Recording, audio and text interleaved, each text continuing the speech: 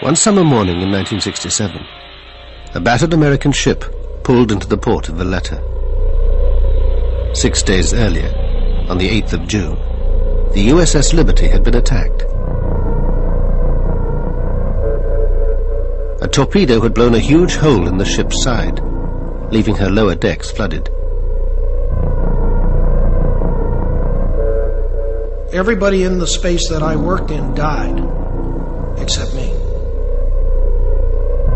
Lost, too, was some of America's most sensitive electronic intelligence equipment, because the Liberty was a spy ship.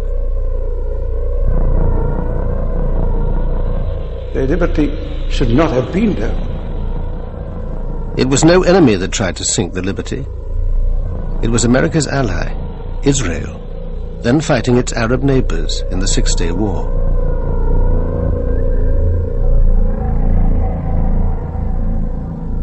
The survivors have always said the attack was no accident. We were well known, and the attack was obviously deliberate. I consider it this cold-blooded murder of American sailors that day. Yet Israel insists it was a tragic case of mistaken identity. It's very embarrassing for a military force like the Israeli Defense Forces to make such a blunder, no doubt.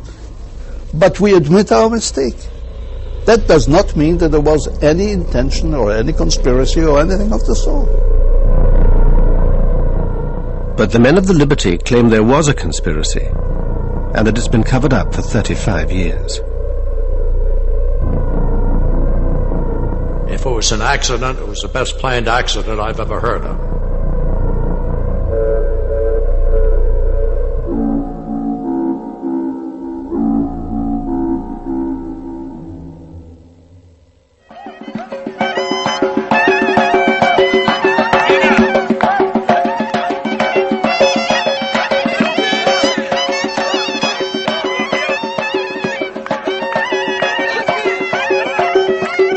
If Jews today can gather at their holiest site, the Wailing Wall, it's because the Six-Day War brought them control of Jerusalem's old city.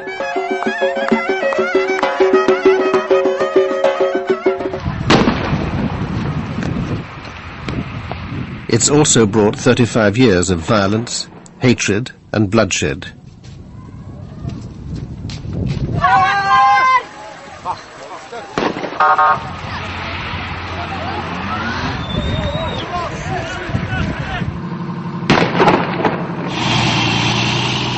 Since 1967, Israel has become the dominant power in the Middle East, thanks to its alliance with the US. It was a turning point in our relationship with Israel. Up until that point, we had avoided being a major arms supplier to Israel.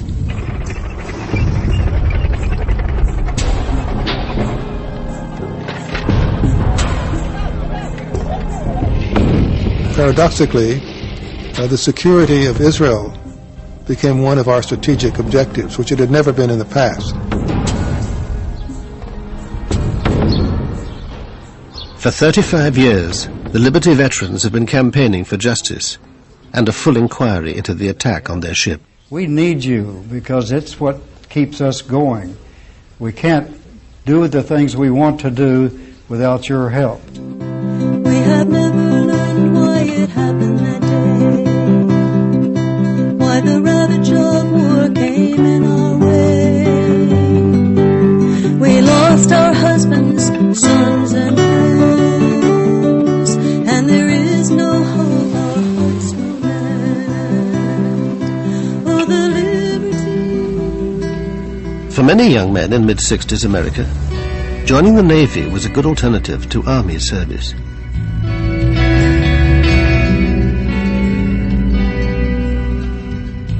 It was kind of funny. I didn't want to go. It was Vietnam. My friends were coming back in body bags, and I put it off for a month. I got a second notice, and I figured I better do something, and I went and enlisted in the Navy, and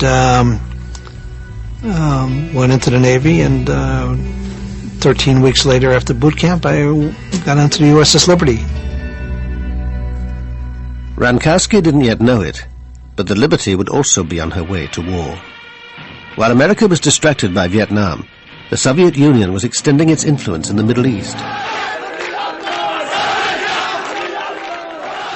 It backed radical governments in Syria and Egypt, whose president, Gamal Abdel Nasser, had become the Arab world's chief spokesman in its struggle with Israel. Egypt was under enormous pressure at the time, pressure by the Arab partners. I remember the Jordanians calling President Nasser and telling him, "You are only bragging, you are not doing anything, you are letting down your Syrian allies," and things like that. And they saw it as a necessity to do something to help.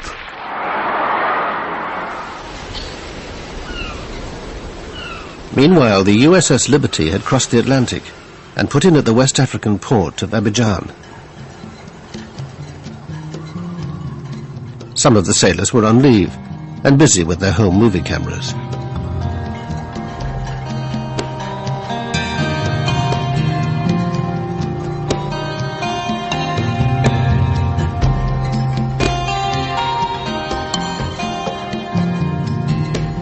The Liberty was an unarmed ship designed to listen in on electronic communications and pass intelligence on to the highest levels of the US government.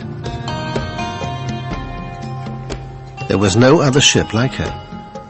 Her decks bristled with 45 antennas, and below were dozens of communications analysts and translators. If it was broadcast on a radio wave, we could receive it at any frequency, low frequency, high frequency, medium frequency, very low frequency. If it was out there, we could receive it. If we were listening and we heard a signal, and when we looked at it, we couldn't understand it, it was encrypted as well, we'd send it back to NSA and let them hit it with their computers. NSA, the National Security Agency, is America's top secret organization for handling electronic intelligence. From its headquarters outside Washington, it controlled the Liberty as she cruised slowly along the west coast of Africa. In May '67, Nasser moved thousands of Egyptian troops into the previously demilitarized Sinai Peninsula. Israel and Egypt now confronted each other head-on, though the saber rattling didn't mean war was inevitable.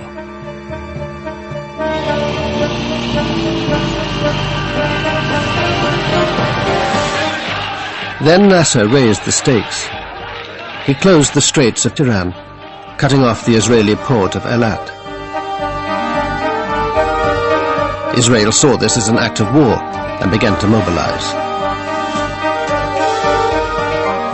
In fact, Hawks and the Israeli government had been waiting for a showdown with the Arabs. Both sides now prepared for war.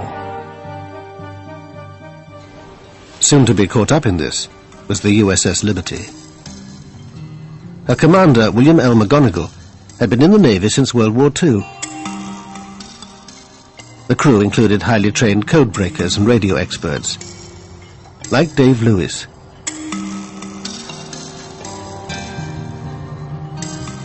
I was the research officer on the research ship. The commanding officer drove the ship, the executive officer was his assistant, and I was in charge of the 195 security group personnel.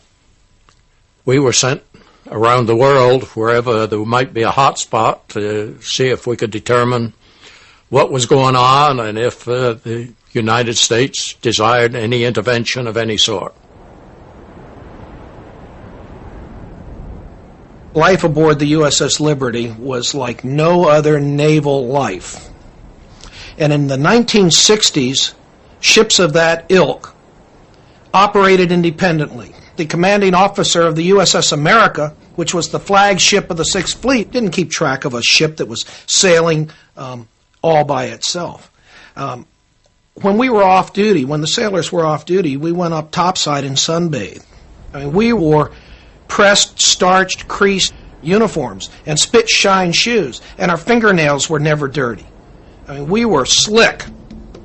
McGonigal, he was a terrific person.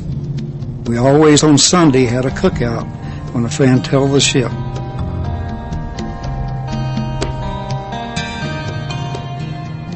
Being aboard the ship was really something. It was fun, like going from Abidjan, Ivory Coast, all the way down to Cape Town. You're drifting along at 3 knots and listening 10 miles off the coast. When the Liberty pulled into Abidjan, that was a social event of the year. I got back aboard at 2 o'clock in the morning the day we left.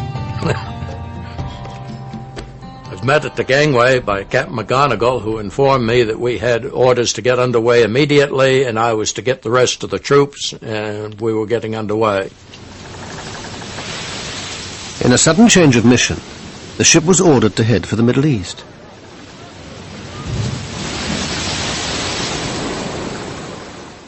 "5,000 miles away in Washington, Israel's hardline spy master, Meir Amit, was making a secret visit to his friends in the CIA and the Pentagon. Amit's key meeting was with Robert McNamara, the U.S. Secretary of Defense. Amit wanted to know whether the Americans would back Israel if it struck the first blow. But the two men have very different memories of their encounter. I told him, look, we don't want even one soldier from you. All what we want from you to stop the Russian coming into the arena, and number 2, to help us after the war. So when I finished, he asked me 2 questions. 1, how long it will take? I said 1 week. How many casualties? I told him less than the War of Independence. So I asked him, Mr. Secretary, what do you advise to me? Can I go home now? Or stay here until things will clear up? He said, no, you go home, your place is there now. I drew the conclusion that it was a green light. Absolutely not. Because at that point, President Johnson and I and Dean Rusk had fully agreed that we must keep the U.S. in a position where if Israel called on us for military assistance to turn back the attack by Egypt and possibly turn back an attack by Egypt with the support of the Soviet Union, we had to be in a position that we could obtain the support of the American people and the Congress for applying military force in support of Israel. And we would not have that support if Israel had attacked Egypt. So our position was, no, don't initiate the attack. And I have no basis for believing that the Israeli you spoke of received any other indication from me than that. That same night, a young NSA linguist named Alan Blue was suddenly dispatched to join the Liberty.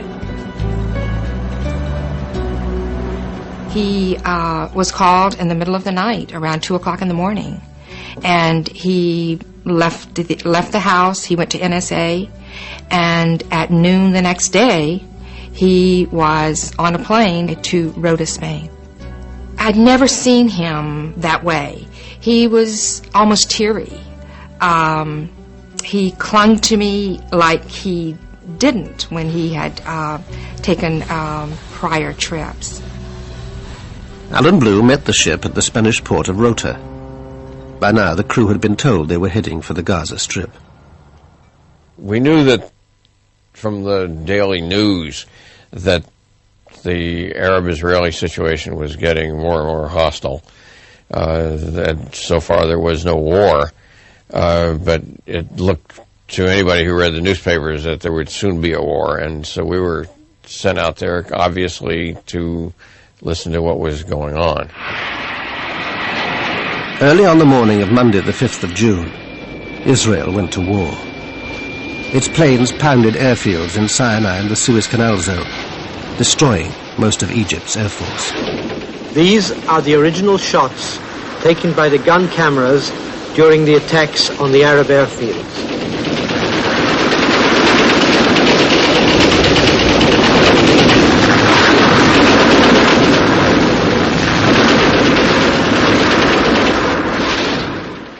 The fact is that they didn't have a clue when we came on. They were completely caught by surprise. They were having breakfast, or immediately after breakfast, some coffee, and boof, up we came on 9 airfields, 2 in the Sinai, 5 in Egypt, and 2 in Upper Egypt. And then we had the second round and the third round and the fourth round. Once again, the actual aerial combat shots taken by the Israeli gun cameras.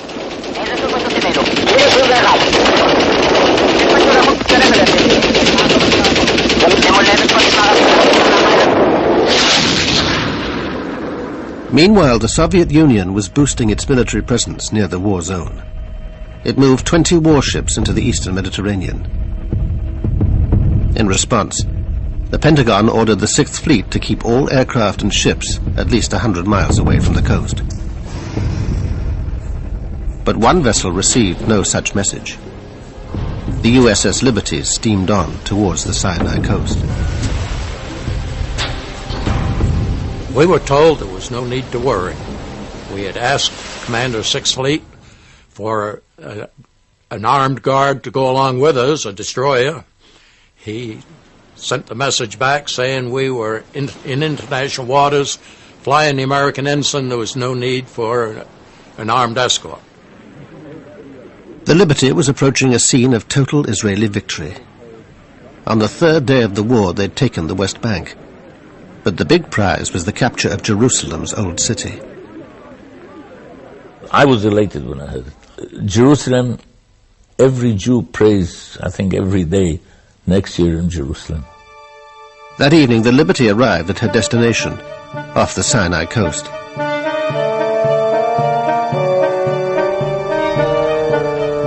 Thursday, the 8th of June, dawned fine and clear. But the war was still raging, and Israeli planes flew out from the Sinai Peninsula to check on the Liberty. Reveille was at 6. You got up, you showered and everything, and you go for a chow. But before that, we had heard that, like at 5 in the morning, or around that time, that the planes were buzzing us. The Israeli aircraft seemed to be identifying the ship as belonging to their ally, America. There were about 9 different occasions that airplanes came out, probably 12 times that were circled, 12 separate orbits of the ship during the morning. Lloyd Painter relieved Ennis as officer of the deck. He too was reassured by the presence of the Israeli planes. I remember vividly looking out through the portholes, looking down on the 01 level, and seeing all the officers sunbathing. And at the same time, we were being overflown, and I remember feeling very good and very warm inside that we were safe. They knew who we were. We were not a stranger out there that day. Confident that the Israelis knew who they were, the Liberty men relaxed. A new flag was flying, visibility was perfect, and they'd received no orders to leave the area. That sense of security was about to be brutally shattered. At 2 o'clock in the afternoon, the officers on the bridge spotted 3 Delta Wing Mirage jets. I saw them come at us. In fact, I was looking through the porthole when the jets came down and leveled off on us at attack attitude. To my surprise, there were red flashes under the wings, and missiles, rockets started hitting the ship. But the portholes were blown out instantly. Mine in my chest. The fellow next to me got it in his face. And we all went down on the deck with the force of the concussion from the glass. The next thing I heard down in my space was a panicky announcement on the loudspeaker 1MC. General quarters, this is no drill. General quarters, ship is under attack. And you hear ping, ping, ping, ping. The decks above were being shredded. Attempts to send an SOS message failed. The Liberty's frequencies were being jammed. You'd have to know what frequencies we were going to come up on. To know that, you'd have to know that we were an American ship. If you knew we were an American ship, you knew what frequencies we were going to be on because you knew what the fleet frequencies were. Duh! Hello! The attackers knew their target, but they were keeping their own identity well hidden. During the attack, no one saw any markings, and some of the men told me later that they made a special effort to identify them, and they swear that there were no markings, that these airplanes were unmarked. They took out all of our transmitting antennas, and shortly thereafter deposited napalm on the deck. It appeared to me that it was the intent of the attacker to take out all communications and keep all people off deck so they couldn't reestablish any sort of antennas or communication system. If it was an accident, it was the best planned accident I've ever heard of. The only reason we got the SOS out was because my crazy troops were climbing the antenna stringing long wires while they were being shot at. At the end of the air attack, 8 men were dead and 75 injured. But the worst was yet to come. We immediately cast off our lines and rushed out. I at least didn't know why. The sea was very calm and a bright day. I think it was around midday, or maybe a little before that, but around midday.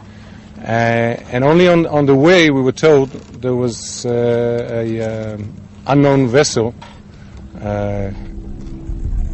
to the south of us, or southwest of us, and we sped over in that direction. Very soon we did see a ship, clearly a naval vessel. The last thing I remember is the captain on the intercom system saying, "Stand by for torpedo attack, starboard side." Down below the waterline, the men in the engine room got ready to die. Torpedo's coming in, it's going to open that boiler up, and you're going to die instantly. It's going to be like an atomic bomb, because that cold water, when that cold water hits that boiler, it's operating at full, there's just no hope. So all of us 19-year-olds, the best place to be is right there. You're going to get it. You're going to give it up right then and there. So torpedo attack, we waited, and they said it went by. And this went on like 4 different times. The torpedo is simply dropped into the water. You lose sight of it for a minute, and then you see the wake, and it was going straight for the ship, and we were sure that our torpedo was the one that hit.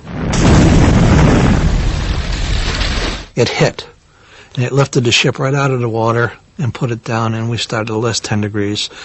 But it was a slow list, and it was going. And I said, my God, we're going to flip over. I was one of the fortunate ones. A temporary bulkhead wrapped itself around me, and the heat of the torpedo exploded all of the paint onto my skin. So I was black, but it was all superficial. Lost both eardrums, got my eyes burnt a little, but I survived. Almost all the troops within 20 feet of me were killed instantly. We just went back to work and prayed that this thing was not going to flip over or was going to go down, and it didn't. That's about it for now. The Liberty was now paralyzed, her power and steering control lost. But her desperate SOS message had been picked up by the American 6th Fleet, 500 miles away off Crete. Retaliation was ordered for the attack. On the USS America, 2 bombers were readied while their fighter escort was launched. Those aircraft were brought forward, and I believe they were launched before we went into Condition November. Condition November meant that nuclear-armed A-4 bombers were to be used. Incredibly, the US was about to launch a nuclear strike against Egypt, the Liberty's presumed attacker. One of them was taxied forward to Cat 1, and it was it had like a shroud around the underside of the fuselage, and it had Marine guards escorting the A4. So that was a very unusual experience. I've never seen anything like that. There was a flash message, as I recall, from one of the carriers that said they had launched ready aircraft. The launching of ready aircraft, you understand, that is typically nuclear-armed aircraft. Cairo was about to be incinerated. The US Embassy was told that an attack was coming. Richard Parker was the political consul. There was this message that the Navy was preparing to retaliate against Egypt for the attack on the Liberty. They thought that it was the Egyptians who attacked it. They were preparing to attack Egypt in response. A few minutes later, Tony Hart passed a Pentagon message through to the Navy. Recall the aircraft. My first thought was, well, we don't want to do mushroom clouds. The recall probably is to rearm the aircraft. About 10 minutes later, the USS America and Washington were connected by voice link. The Defense Secretary himself came on the line. McNamara directed COM-6 Fleet to recall the aircraft, and COM-6 Fleet said, "Are you sure?" And he said, "Absolutely certain. Recall the aircraft." The attack on the Liberty had triggered an extraordinary response. Nuclear-armed planes had been on their way to Cairo. A nuclear strike had been minutes away and had only just been averted. But it seems McNamara was also unwilling to send aircraft directly to help the Liberty. The fleet commander asked for permission to send a rescue flight of conventionally armed aircraft. The admiral was talking to McNamara and asking for permission to relaunch the ready aircraft, relaunch any aircraft. And McNamara said no, that no aircraft were to be launched. McNamara is the boss, he doesn't have to explain why he says what he says.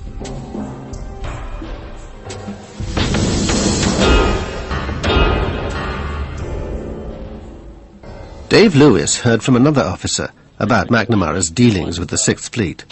I'm Admiral Larry Geis, the commander of Task Force 60. He was very upset. He told me he knew it was going to be hushed up, and I wasn't to say anything about it, but he had to get it off his chest. That he had sent aircraft and notified Washington, obviously via the Criticom network, because it got to Bob McNamara and Lyndon Johnson, and he had the aircraft recalled by Robert McNamara. So he said he reconfigured a flight of aircraft with aircraft incapable of carrying nuclear weaponry and relaunched it. He again notified Washington. Again, Robert McNamara ordered the aircraft recalled. He challenged the order, and Lyndon Johnson came on. Said he didn't give a damn if the ship sunk. He would not embarrass his allies. Robert McNamara has never fully discussed his role in the Liberty controversy. You recalled planes sent to rescue the Liberty. I'm absolutely certain that's false. You didn't send a signal to the 6th Fleet? Absolutely not. I don't know what the hell happened, and I haven't taken time to find out. But there are all of these claims that we sent planes, the planes were going out and we turned them around, and that we intentionally allowed the Israelis to sink the Liberty. I know nothing about it. While the 6th Fleet was launching and recalling its aircraft, the Liberty was still under attack by the Israeli torpedo boats. You could see these machine gun bullets going through and ricocheting off all the metal that was down there. And actually, some were going into the boiler. They're trying to explode the boiler, and they knew what they were doing. We basically were dead in the water. The word came down, prepare to abandon ship. That meant prepare only, go up and get ready, get near the life rafts. Well, I went up first, popped the hatch, looked out for the life rafts. They were either gone or burning. And at the same moment, I looked to the stern of the ship, and I saw one of the torpedo boats methodically machine gunning one of our life rafts that had floated back. We cut the life rafts loose because they were burning or had been damaged. And they floated back behind us, and he was machine gunning the life raft. And I knew that had there been anyone in there, they certainly wouldn't be alive. It happened so fast, it didn't seem real. None of the attacks seemed real to me. I was bewildered. I couldn't understand why they would do it to us. I just didn't understand a thing at that point. These guys didn't die for anything. They just died. They were slaughtered for nothing.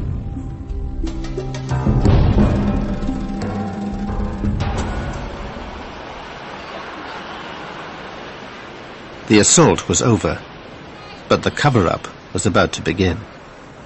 At 4 o'clock, the American naval attaché in Tel Aviv heard from the Defense Ministry that a ship had been attacked. In error. The American embassy immediately reported back to the State Department in Washington. I was the first one that got the word. And my immediate reaction was it could not have been an accident. Shortly before 10 in the morning, Washington time, the news was passed on to President Johnson. He was rather inclined to agree with my view was that it had to have been an intended attack. Johnson's belief that the attack was deliberate is preserved in the minutes of a White House meeting the following day. Also present was the CIA Director, Richard Helms. And I know that for the first 24 hours the President was furious that something like this had gone on. Whatever Johnson's inner circle thought privately, officially they accepted Israel's apologies and its explanation. Everybody seemed to be a little appalled at the Israelis, but this was not reflected in the public positions that the collective group had outside that room, and I think we were overprotective of the Israelis at that point.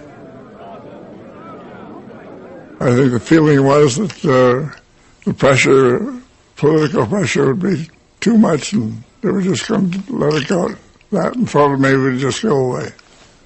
As a matter of fact, he said to me, standing in the cabinet room one day, "Have you looked at the New York Times? The attack on that American ship is on page 29, when it should have been on the front page."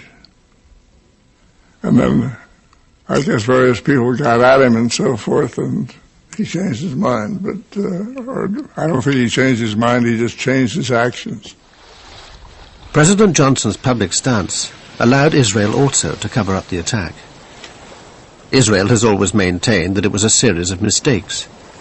None of the former fighter pilots would agree to speak, but one of the torpedo boat sailors gave us his account. We were inexperienced at the time. We were probably a little trigger happy, and it was a war zone.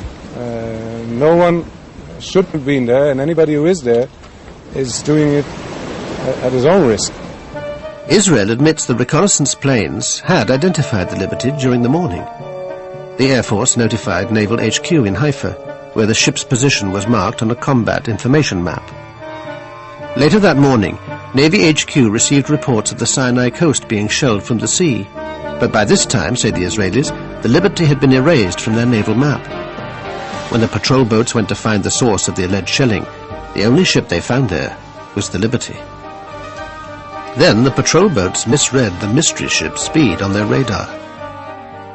They thought it was making 28 knots, so could only be an enemy warship. The way you do it is by taking the direction and distance from the radar to the target on the radar screen. And if you do it for a short period, for just several minutes, the differences in the speed can be fantastic. Anything between going backwards and 30 knots forward. So that's a very normal mistake. And so the Air Force was summoned to catch the fast-moving target. Then, says Israel, the sailors made another fatal mistake, confusing the ship with the El Qusair, an Egyptian transport vessel half the Liberty's size. It looked very similar to the El Qusair. There were some differences, and again, you have to remember that she had already been fired upon by the airplanes. This was when word of the attack first reached the head of the Navy, who happened to be Udi Arel's father. He'd been at Haifa Harbor, out of radio contact, and had just got back to Navy HQ. Of course I was furious. The minute she was torpedoed, and it was clear to me actually that she couldn't have made 28 knots. So I actually immediately ordered definite identification. And then he reported that the flag was going up, was being hoisted. And then his first identification was Soviet. I said, oh my God. Come closer. I came closer and he identified her as an American ship. Whatever the ship's identity, the Israelis vehemently denied that they'd ever fire at life rafts in the water. I don't believe it. I never saw such a thing. There was nothing even resembling a life raft, and we certainly didn't shoot at it. We are taking part of the blame, but only part of the blame. We made most of the mistakes. They made many mistakes on the spot, and by the fact that the Liberty should not have been there. But the evidence points to Israel knowing the ship's identity and wanting it sunk fast. This U.S. Air Force intelligence analyst was following radio intercepts of the attack. The communications I had in my hands originated from an Israeli flight commander. Evidently, from his questioning to the ground control, one can deduce that he had been given specific orders to attack that ship before he left the ground. And when he saw it was an American ship, he questioned those orders. And he questioned those orders to his ground control. That same conversation that I had in my hands specifically noted that the ground control said, proceed with the attack, and there was still doubt in the Israeli pilot's mind. And he said, no, this is American, repeat those orders again, and he was told flat out, do attack this ship.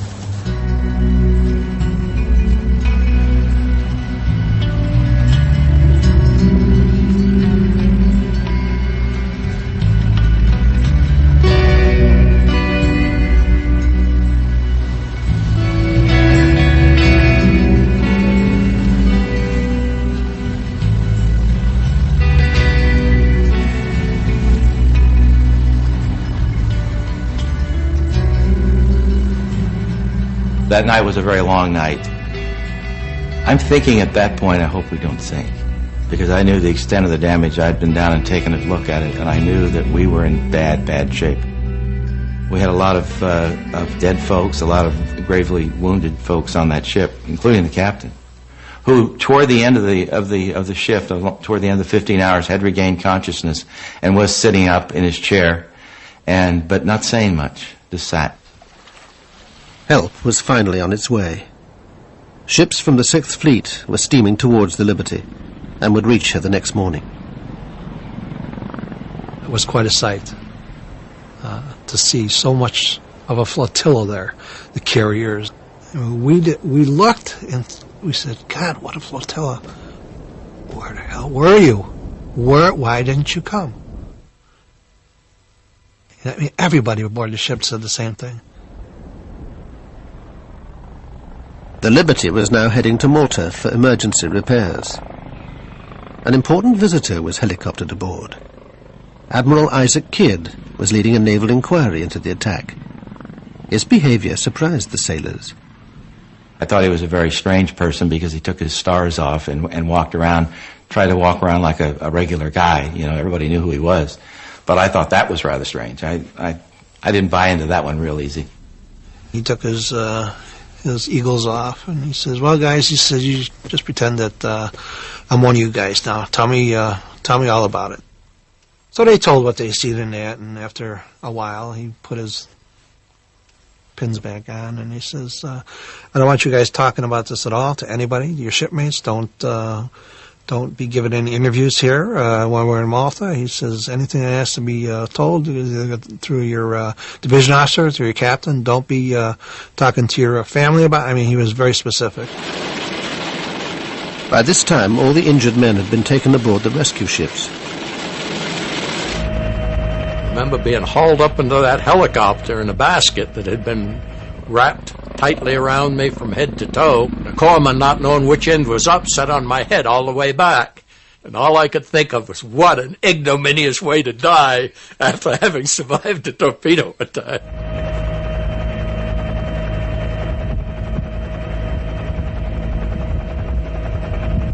They took the wounded and the dead off and took them to the USS America, where we were then taken into their hospital area. That was when the Navy and the might of the United States Navy was really with us. Up until then, it hadn't been.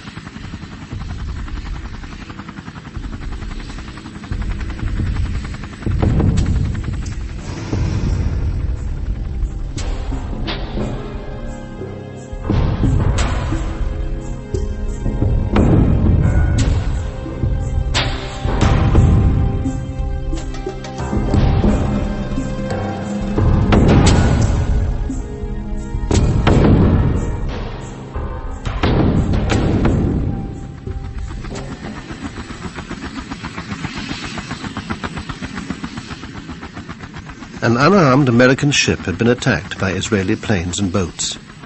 34 sailors were dead, and the US had done nothing to help. For the first time in 35 years, we can explain why. The theories cast light on the tangled web of American-Israeli relations.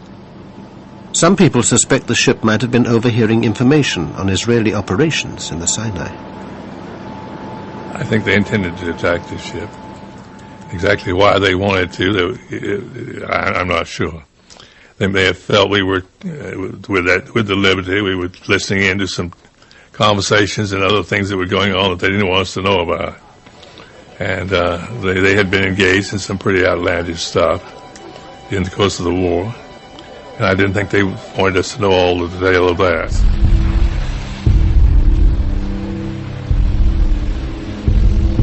I don't think that we would have cared. America was not an enemy. There was nothing they could in any way involve us, threaten us, concern us. No. I don't even know what were the task of the Liberty. What the purpose? To find out how the war was going on? I don't know.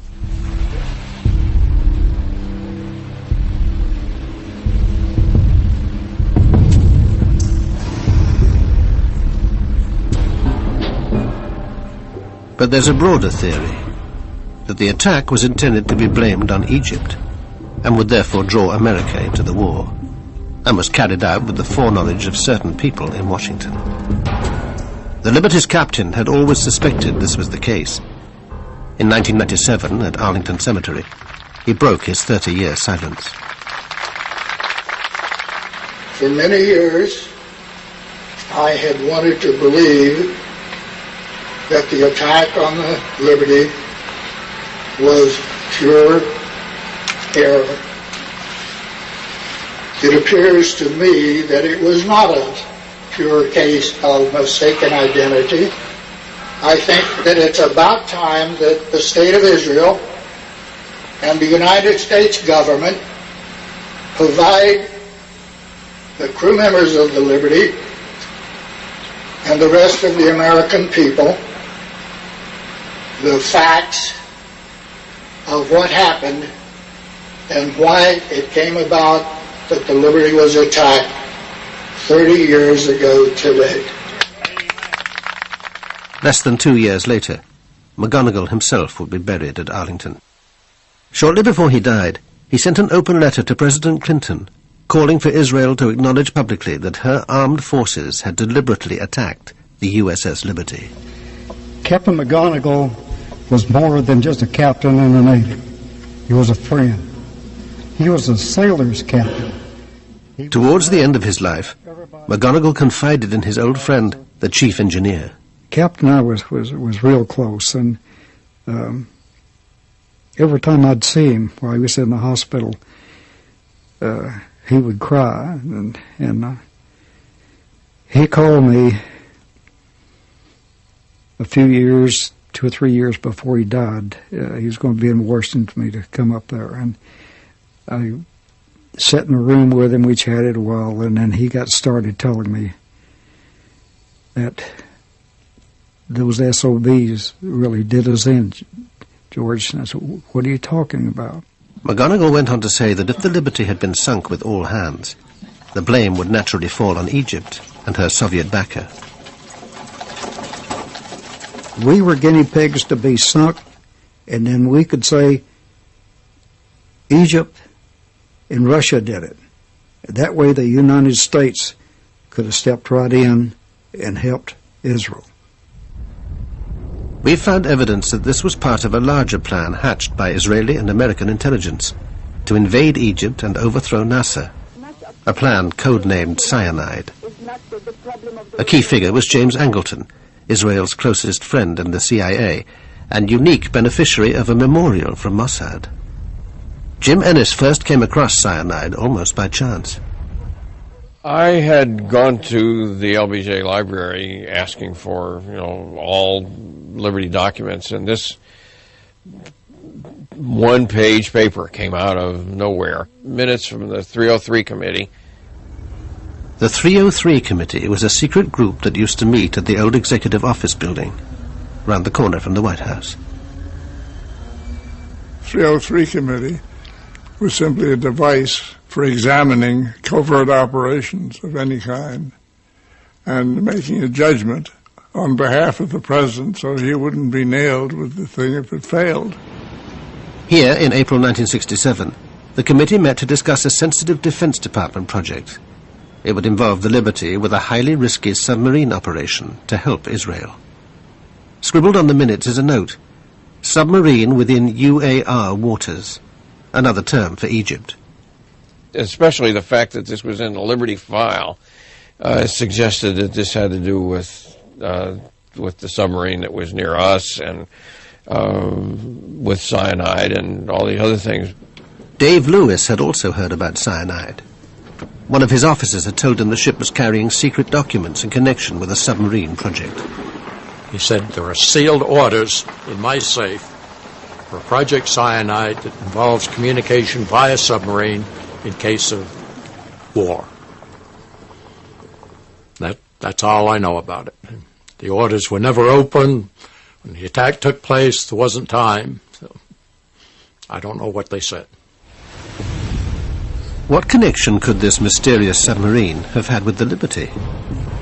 And why was it being discussed a full 2 months in advance of the war? The operation is still so sensitive that we could get no comment from US or Israeli intelligence. Operation Sinai. If I heard about it, I heard so. What was it?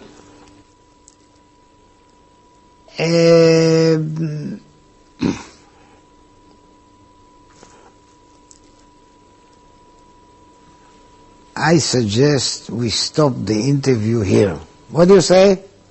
Why you want it? Why would you not be able to speak about Operation Cyanide? It's 34 years since.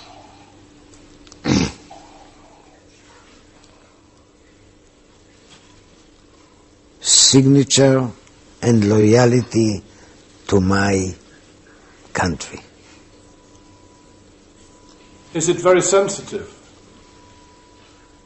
I am built so, and I know exactly what I am able to tell you, and I know exactly where I stop. And here I stop.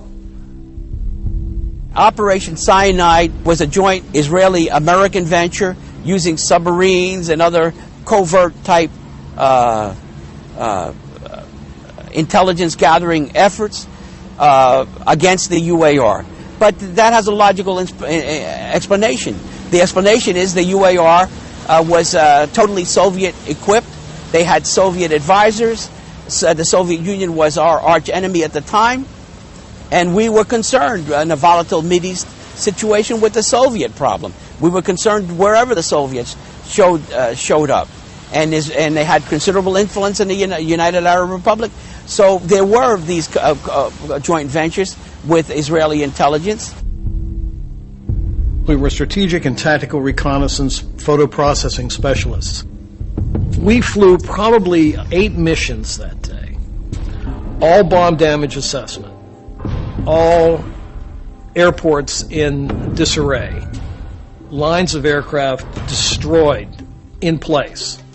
From what we saw in that film, it was unchallengeable destruction of the enemy. This covert operation was also part of Cyanide. Before the war, the team had secretly been sent to an Israeli air base in the Negev desert.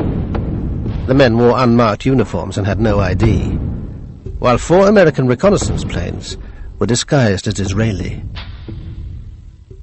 There was a hurry-up paint job done to the aircraft to identify them as Israeli aircraft, so that they would be in conformance with normal Israeli markings. No, not one single word of it is true. I don't know what is the man. I don't know. Fantasy. It's a fantasy. He's dreaming. He is making it up. Nothing. They can deny it now. Fine. Take a look at the reconnaissance information that the Israelis have that was published publicly in Time magazine, Life magazine, I think Look magazine. That was our work. The Israelis had no reconnaissance aircraft, and you can't get the detail off of gun cameras that was in those films.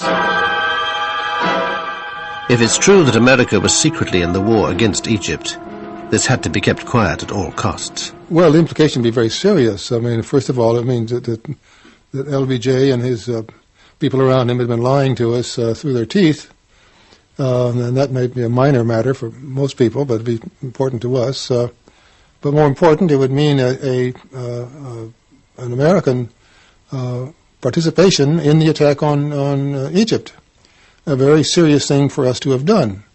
And it would have, finished our relations with the Arab world for a long time to come. As it was, 6 Arab states broke relations with us.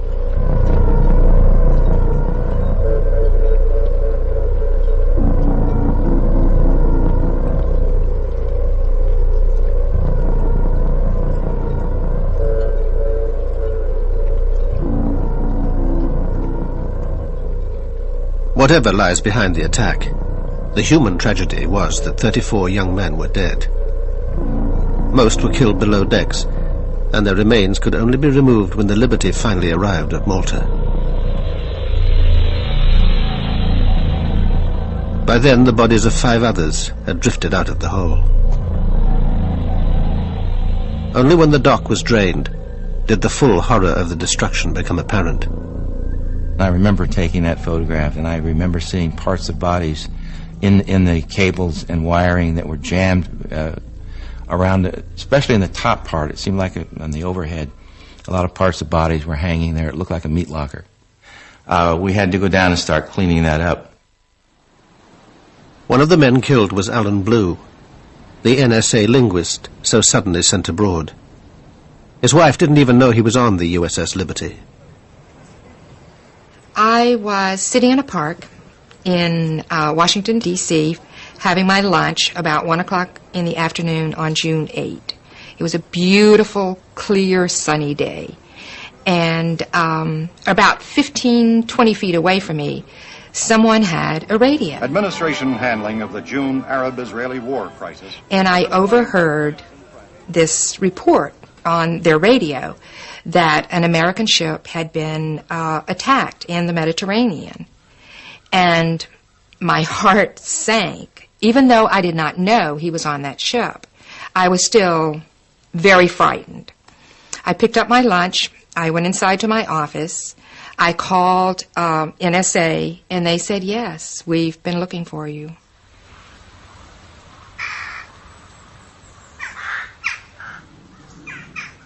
Alan Blue was later buried at Arlington National Cemetery. For the previous month, his widow had had to share her house with minders from the NSA. They told her nothing and controlled her contact with the outside world. I think they were anxious to not have any press around us at that time. No one from the NSA ever contacted me to explain what happened. There were many, many people at the service. I'm not sure who they all were. In Malta, meanwhile, the Liberty men were alarmed by the way Admiral Kidd was steering the naval inquiry. He seemed to have made up his mind in advance and was ignoring crucial evidence. I testified about 3 major items that I had witnessed. One was the captain's condition. I also testified about the armor-piercing projectiles that had been sent through our ship. And I also testified about the machine gunning of the life rafts by the Israeli torpedo boats. I testified, like I said, for about 2.5, 3 hours. I didn't know until, I don't remember, months later, that much of my testimony was never recorded. McGonigal had blacked out during the attack, so the chief engineer took command of the ship. Yet the inquiry wasn't interested in what he had to say. I got so peeved off I couldn't see straight. Before it broke up, I stood outside the door and wanted to go in there so that I could get my say in those minutes that were being taken. but he wanted to keep me out of that almost completely. The report was reviewed at the Navy's European headquarters by Merlin Starring, later the Navy's top lawyer. It didn't appear to support Kidd's conclusion that Israel had attacked in error. Well, I simply could not find an evidentiary basis for that conclusion. I had considerable trouble with the record in attempting to, as I read through it, attempting to find the evidence, the testimony, or other evidence that would support some of the findings or opinions or conclusions that the Court of Inquiry had drafted and had reached.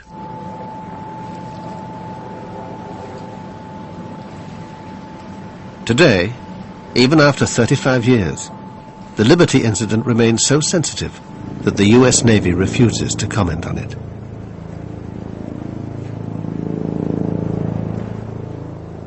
I think there was a cover-up. I think there were details known from talking with some of those crew. It was pretty bad. How can my personal view be other than my American view, which was that they intended to attack this ship, and there's no excuse that can be found for their saying that this was just a mistake? Most importantly, President Johnson, like Richard Helms, would also have been getting the radio intercepts. It's like a cable or a telex, right, that was sent to all the intelligence agencies and to the White House at the same time, because it was an American ship being attacked by a friendly power. Anything that's inimical and dangerous to the United States that the president has to see on a near real-time basis, he has to receive it. Did Johnson order a cover-up? No, that I'm aware of. But people were sworn to secrecy. The naval inquiry is regarded by many as incomplete. You asked McNamara about those questions. I'm not going to answer those.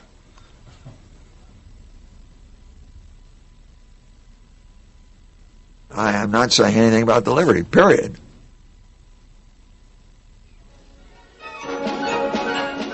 In Israel, it was soon business as usual.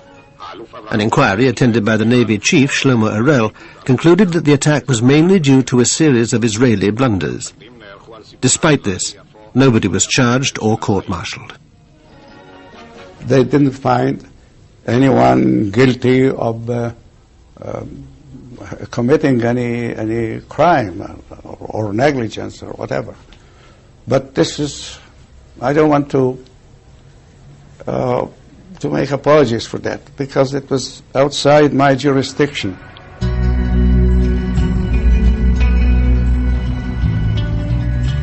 After a month in Malta, the Liberty was patched up and ready to begin her journey home.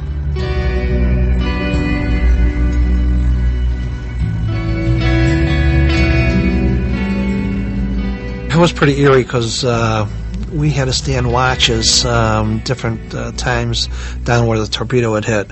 We had to check for leaks, and you could smell the fuel oil, and it was so eerie. You know, your shipmates were just down there, and you'd swear that they were talking to you.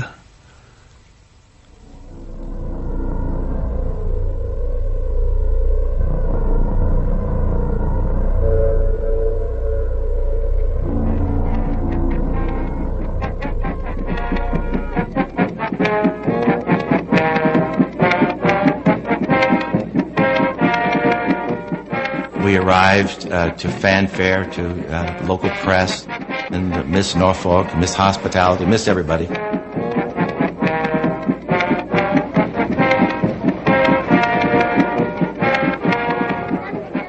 Anyway, they got us in and got us tied up, and all inside was nothing but just shell of a ship. Nothing was left. One of the things that bothered me for years was coming home. I'd survived all that other stuff, but the coming home part and facing people who had lost their loved ones, that was very difficult. Very, very difficult. The men had been ordered never to talk about the attack under threat of court-martial. Now the Navy scattered them, and no two were posted together. Even their medals were awarded secretively. I remember receiving my Purple Heart in the captain's office in Bremerhaven, Germany, and with the warning, don't ever tell anyone where you got it. Don't ever. I knew at that time that things had gone terribly wrong with what had happened to us. I knew something was up, and so I basically made a decision to get out of the Navy, and I finished off my obligation, resigned my commission, and left the Navy. Captain McGonigal was given America's highest award, but with little ceremony. That's the only Congressional Medal of Honor that I'm familiar with that was not presented by the President of the United States. It's normal protocol for the President to present the CMH. It was presented by the Secretary of the Navy at the Navy Yard, a little base down in southeast Washington,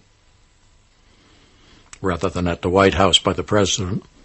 Well, certainly, I think it was the way that the Navy and the White House handled this was a travesty. Johnson didn't want this thing publicized. He thought it would harm relations with Israel and his relations with Jews in the United States. For Liberty, as you were commanding officer at that time. Thank you very much, sir. For the officers and men of Liberty, I accept this Presidential Unit citation, and I would add my own personal appreciation for their professional devotion to duty.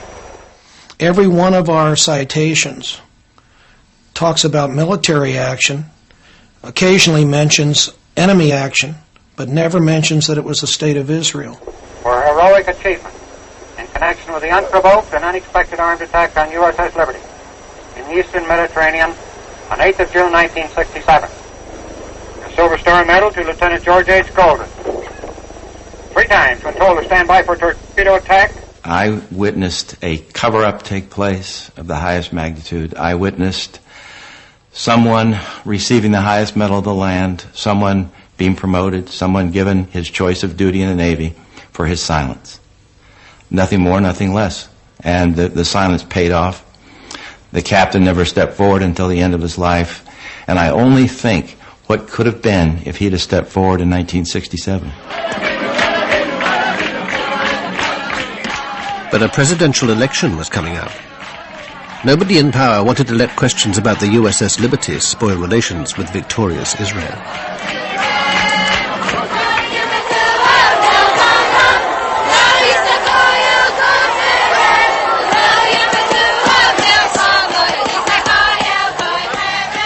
I think it should have caused more of a problem than it did. We went on in official reactions to each other, and we renewed our old friendships. Considered we really ignored it for all practical purposes, and we shouldn't have. It was a very bad thing.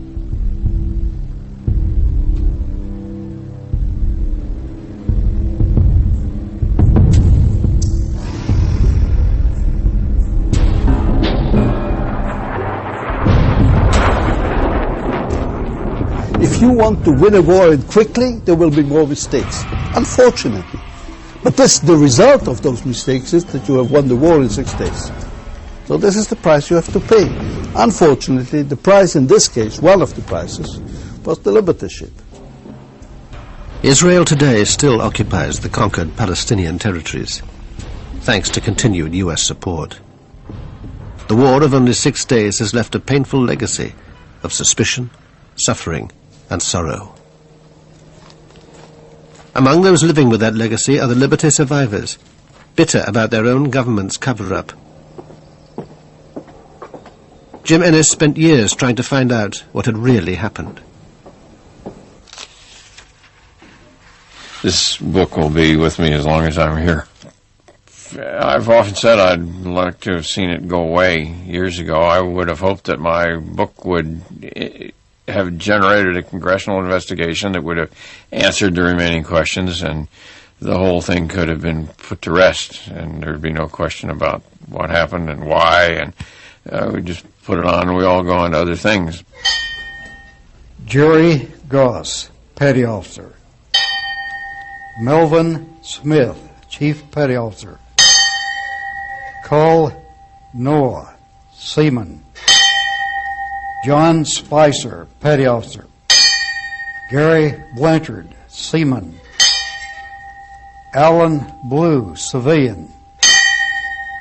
Jerry Converse, Petty Officer.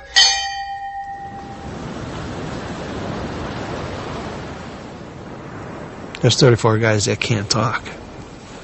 And there's 34 families that need some answers. And there's the rest of the crew that needs some answers too.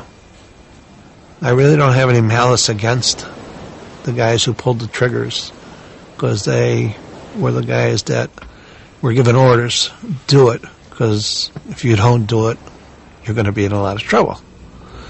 I would like to meet those guys and see what they've had to say to me. People who gave the orders, they got away with murder.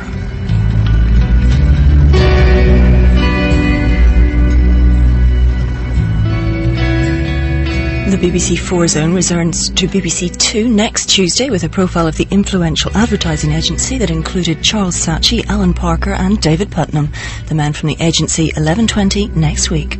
And starting now over on BBC 4, a contender for the coveted Samuel Johnson Prize for Fiction.